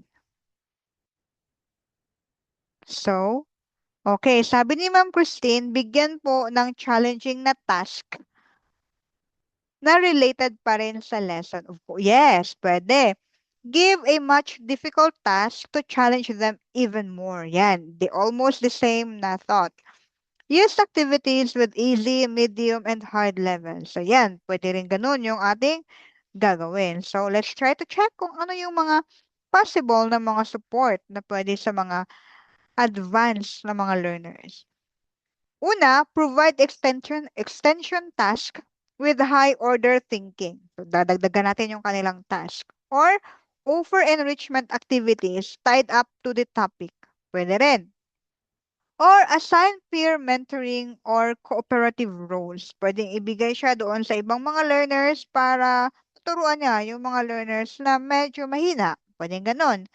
Encourage independent inquiry or mini projects. Or, use open-ended challenge questions para doon sa mga high or sa mga advanced academically gifted na mga learners natin. So yan, yun yung mga suggestions po na pwede nating gagawin. And then of course, yung mga dito rin na nakalagay sa mga nasa mga suggestions po ninyo that is very applicable.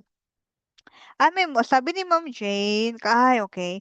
I'm a multi-grade teacher ng elementary. So may mga task talaga ako na madali nilang masasagutan ang mga activities nila.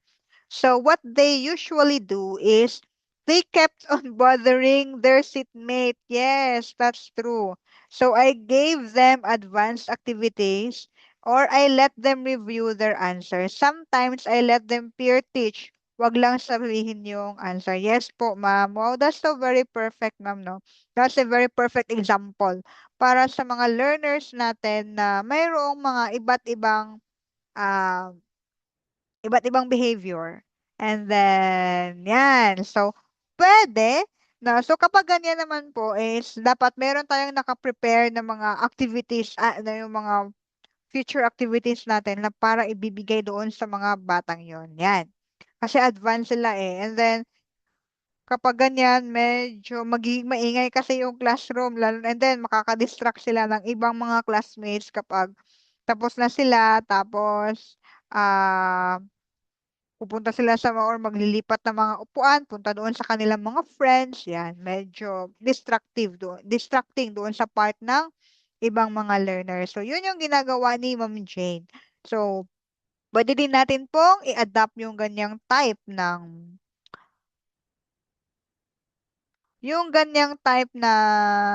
tawag dito, ganyang type ng strategy. Next,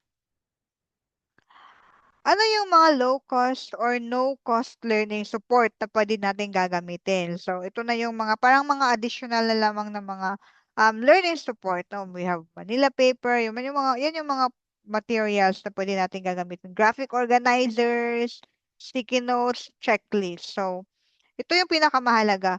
Effective support is often about changing how we teach, not adding resources. So, hindi kailangan na gagastos tayo ng malaki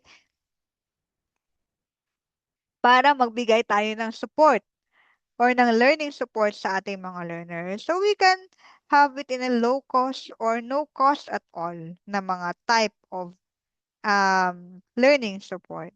And small adjustments create big impact for diverse learners.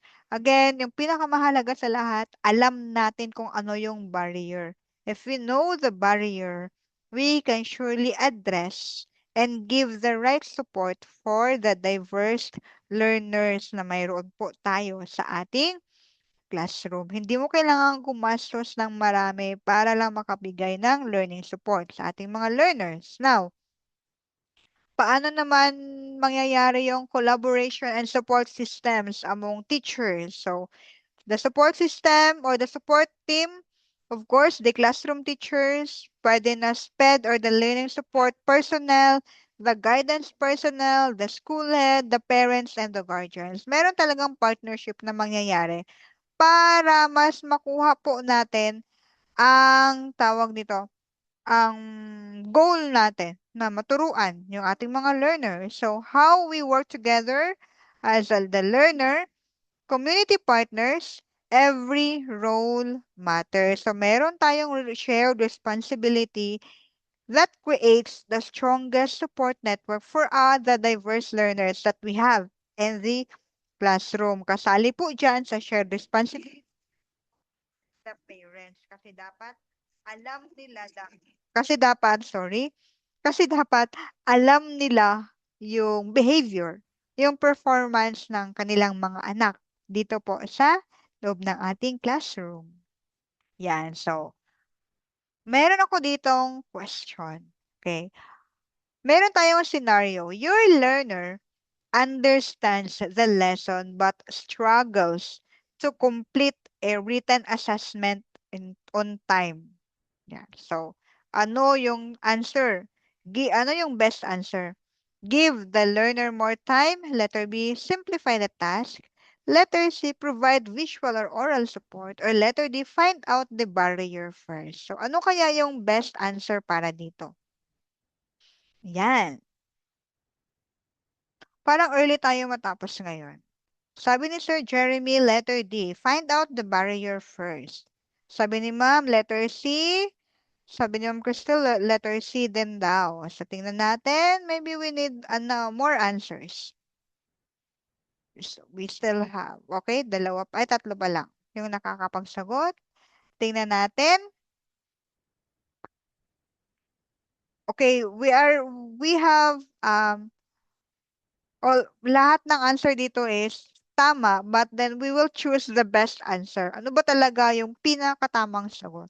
Your learner understands the lesson but struggles to complete a written assessment in time. So, ano yung best answer na pwede nating gagawin? The best answer for that type of question is letter D. Before choosing the support strategy, we need to understand the why. Why the learner is struggling. Support must be based on the observed needs, not on assumptions. Yung sabi ko nga kanina. Kaya dapat alam natin unang-una kung ano yung barrier, bakit ganun yung behavior ng ating learner. After knowing the barrier, we can address that barrier so we can give the right support which becomes clearer kasi alam na natin kung ano yung problema ng ating learner. So, yun talaga palagi po, teachers. Dapat, unang-una, alam po natin yung barrier, yung problema, para ma-address po natin, um, clearly yung problem ng ating learner. So, again, balik tayo doon from observation to action. So, yung framework, a simple, practical process to guide learning support decisions in the classroom, moving from noticing to meaningful action. Paano natin malalaman yung barrier? Of course, meron tayong observation na gagawin. Una, we observe the behavior of our learner. After that one, we will identify the barrier. Ano yung barrier? Ano yung problema? And then, after that, we can plan the support. Saka na tayo gagawa ng support. Ng support based doon sa barrier na na-identify natin. After that one, we will implement natin, and then, i-monitor natin. Tama ba yung support na binigay ko? Kapag tama, maybe we can continue. Or kapag something is wrong, parang may gray area, we can also adjust the support that we can give. So, each step builds on the last. Return to observe whenever the learner needs change. So, again, it is a cycle. Kapag kailangan magbago, you need to balik na naman doon sa umpisa. Another, observe ka na naman. And then, identify mo ulit yung barrier and then plan a support. After that, you implement your support, you monitor, and then adjust if there is a need to adjust.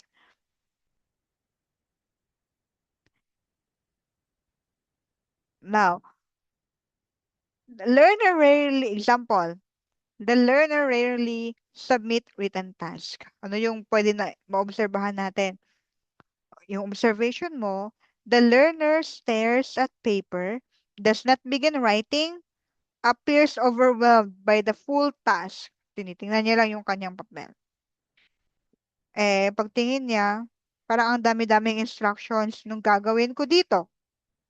Now, first, tayo as a teacher, identify the barrier. The task is length, masyadong maraming instruction. Okay, complexity feels overwhelming and the learner does not know where to start. Hindi na alam kung paano siya magsisimula kasi masyadong maraming nilagay si teacher doon sa instruction. Now, again, let's go back. Observe. After that one, identify the barrier and plan a support. After yung makagawa ng plano, you implement. And then, monitor. And then, you adjust. Dito tayo sa support. Kahit kasi ganun na yung nangyari, ang gagawin mo, chunking the task.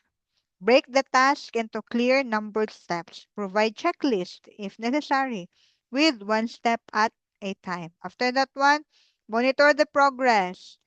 Okay, note which step the learner completes independently. And then, kapag something is wrong or meron pa ring need na i-change, add visual cues or graphic organizer if the learner still struggles after chunking. Lagyan mo ng mga ano yung mga steps, parang visuals. Lagyan mo ng mga, ano ba yan, logo or mga characters, parang ganon, mga picture-picture, yung bawat steps. Para mas maintindihan niya yung instruction na gusto mong ipapagawa sa kanya. Now, so meron ako ditong parang learner support plan template na pwede ninyong i-adapt. So this is, ano ba yan? This is not compulsory. So depende sa inyo kung i-adapt ninyo. Pero ito yon. So plan field, ano yung need ng learner or you identify the barrier. Ano yung naobserbahan mo? Ano yung reason? Possible reasons, no? And then, ano yung support or strategy na pwede mong gagawin? Yan. And how are you going to monitor the progress?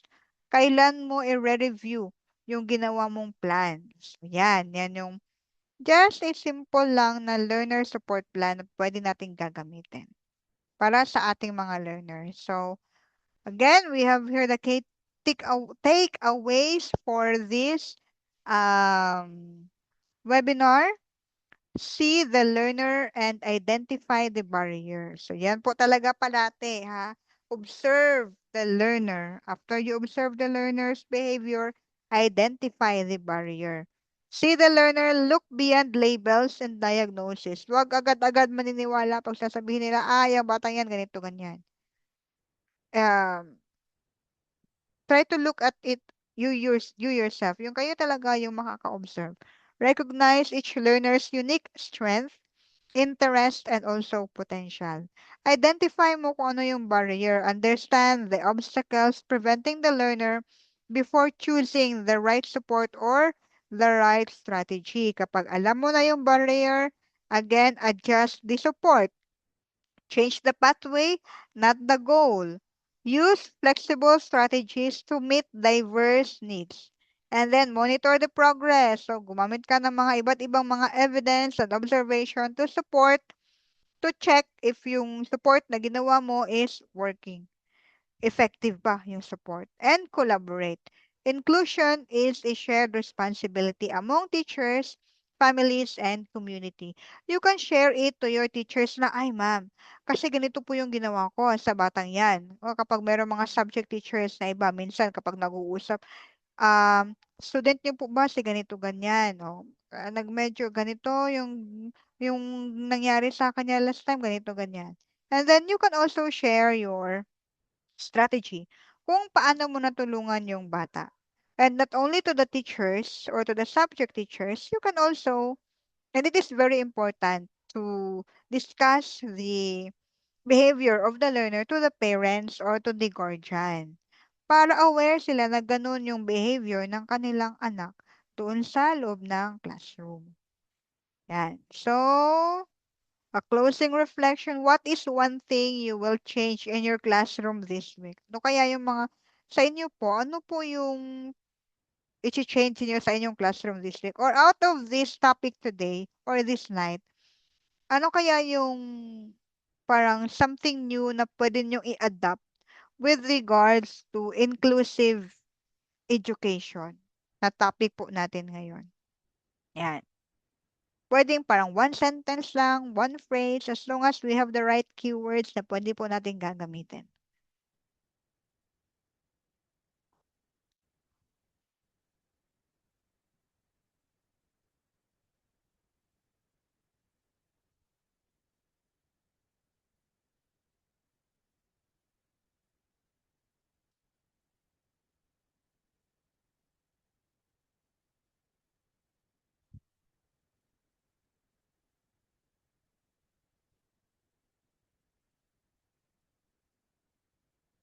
What's your takeaways for tonight's webinar? Ayan. So, habang nagta-type kayo ng mga takeaways po ninyo, so, ito yung aking final message for tonight's webinar. So, a thought to carry forward na pwede nating i-adapt or takeaways natin for tonight. Inclusion begins when we stop asking, why can't this learner learn like everyone else? So, dapat i-avoid natin yung mga ganong uri ng mga tanong. And start asking, what can I change so this learner can participate, learn, and succeed? Kasi nga, we need to embrace the individuality of our learners.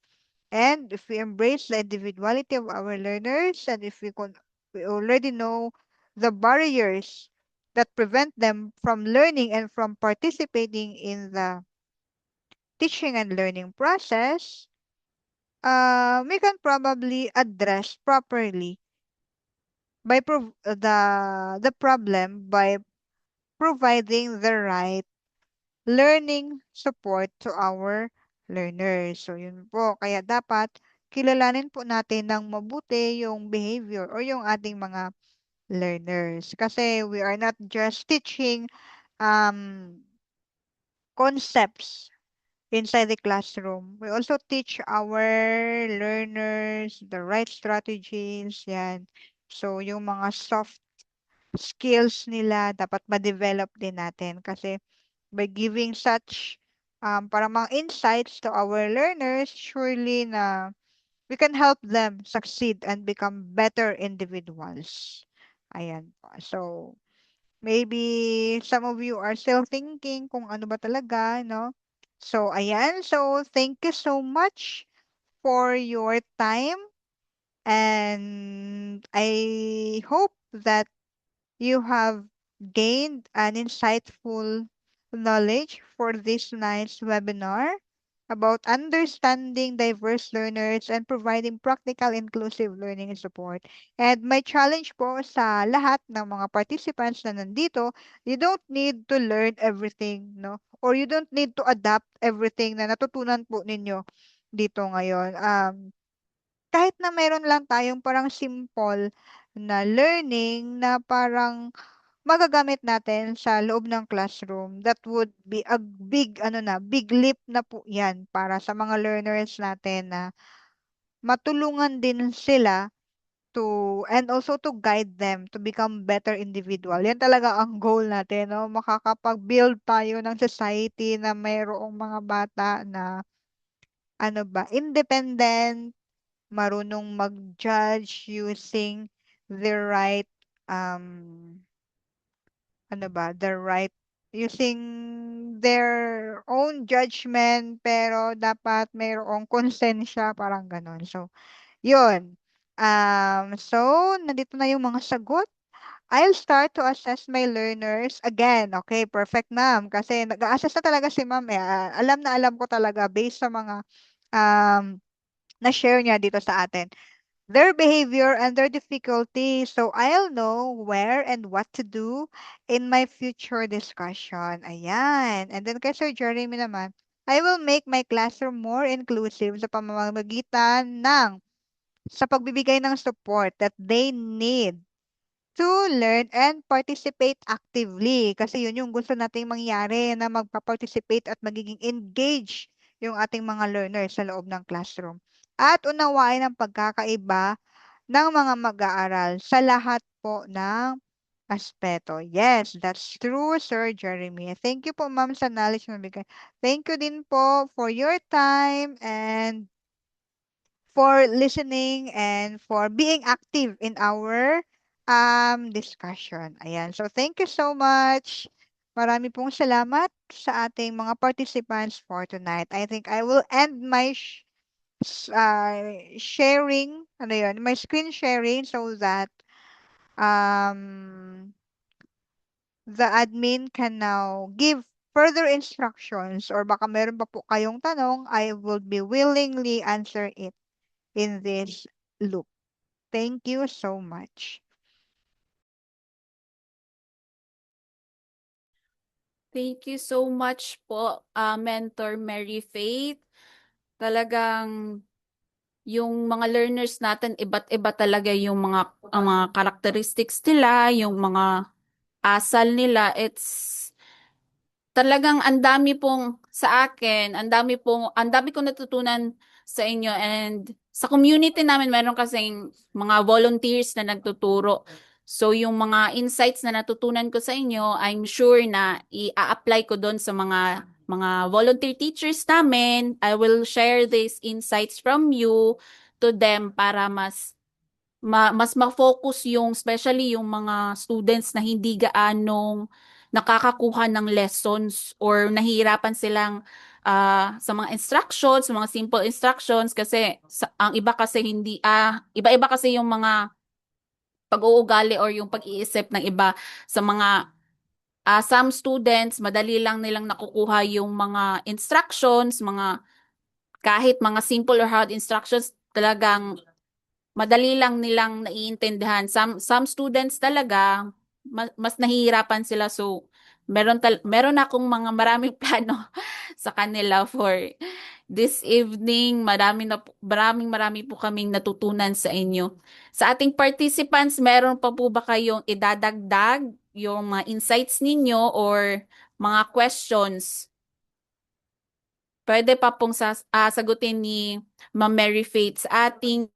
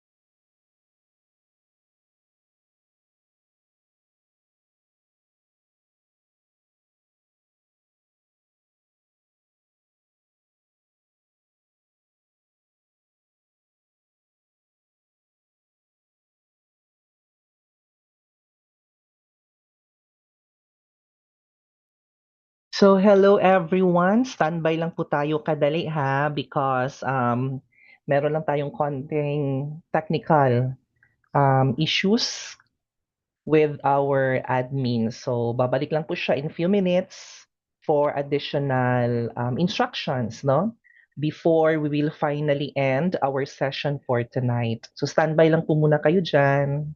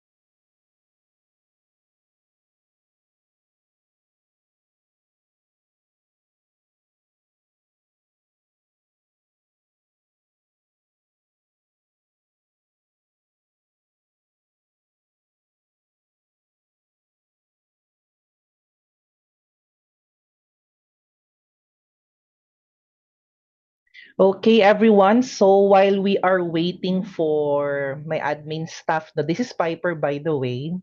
So while we are waiting for the presentation, for the attendance, and for the evaluation form, no, na kailangan yung i-fill up para maka-receive kayo ng certificate sa inyong participation tonight, let me invite you, no, sa aming mga remaining webinars pa for the month of August. So etong episode 90 natin. So the webinar tonight, the Education 109, is actually the 90th episode since we started conducting webinars like this. So tapos na tayo sa episode 90. This coming Monday, if you are interested to learn about operations management, this is the 12 series.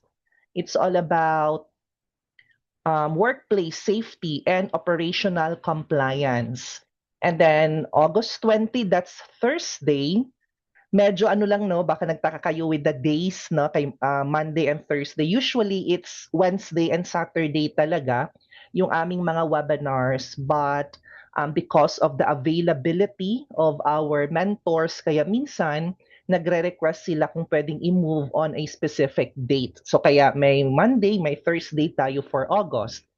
So meron tayong this coming 20. This is administrative, and this is all about ethics and professional conduct.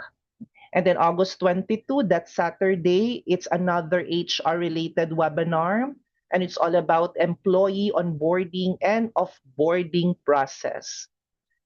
So August 26, that's information technology-related webinar, and it's all about cybersecurity. And for the last scheduled webinar for August, we have marketing-related, and this is all about customer relationship management. So if you're interested to participate, all you need to do is just to visit our Facebook page, Scale Up Training and Development. Tapos naka-pin post naman yung schedule for August. Hanapin nyo na lang doon kung saan kayo interested to participate. Okay, so we are hoping na magsasama-sama pa rin tayo sa aming mga upcoming webinars this month. Okay, so Diane is now back, so I'm now going to end my share screen para ma-facilitate niya ang ating closing ceremony. Hello everyone. Apologies po for the interruption. May technicalities lang po. Regarding po sa ating evaluation form and the attendance sheet, ito po yung mga QR codes natin, and sa ating links, meron din po tayo dito sa chat box. Kindly save na lang po para madali po nating ma-fill out yung forms. Thank you everyone for waiting. And I hope po nasagot po ni Mentor ang lahat ng katanungan sa ating discussion tonight. Meron pa po ba kayong idadagdag or insights na inyong idadagdag sa ating discussion for tonight? Meron pa po ba kayong questions? Pwede pa po kayong sasagot dito sa ating chat box.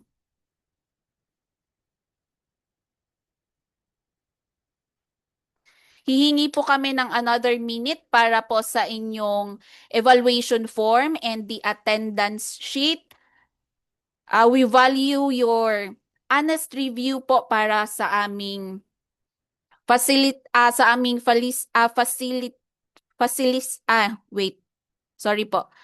sa aming services dito sa Scale Up para madagdagan or ma-enhance pa namin ang aming services na ihahatid sa inyong lahat. Kindly save na lang po sa ating QR codes or dito po sa ating links na nasa chat box.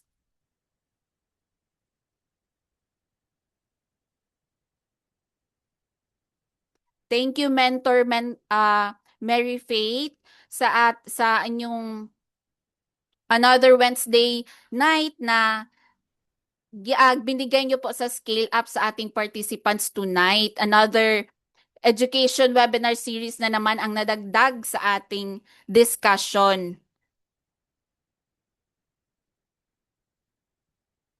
Meron pa po ba kayong idadagdag sa ating discussion po? Regarding po pala sa ating yung nag-avail ng 8-hour certification, 4-hour certification, and the 6 hours, the remaining hours po is an individual activity and na isa-send namin via email sa inyo, and you can send us back the answer for that activity. Meron pong naka-indicate na dates kung kailan siya isasubmit on or before the date.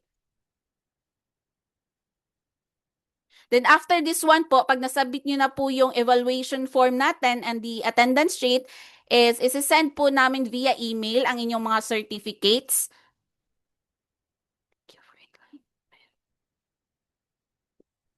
Meron pa po ba kayong katanungan about the certification?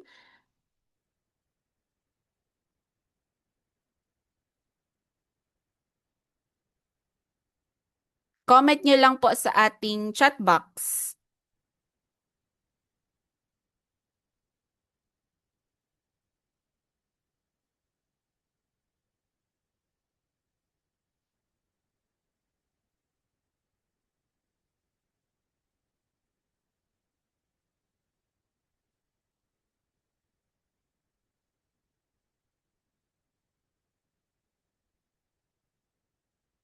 Thank you so much po sa lahat ng participants at sa ating mentor for tonight for investing your Wednesday night with us.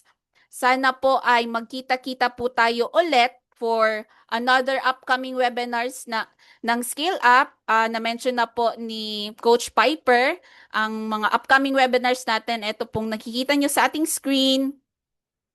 Sana po ay magkita-kita ulit tayo, and also thank you so much for our participants sa Facebook Live.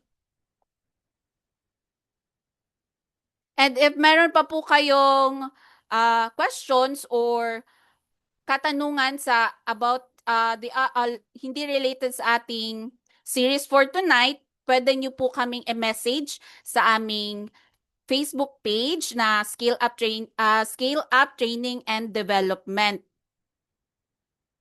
para po masagot natin. Thank you so much po. Maraming salamat everyone for attending or investing your Wednesday night with us. Thank you so much po, and kita-kita po tayo for another webinar series ng August 2026 list po natin. Thank you so much everyone.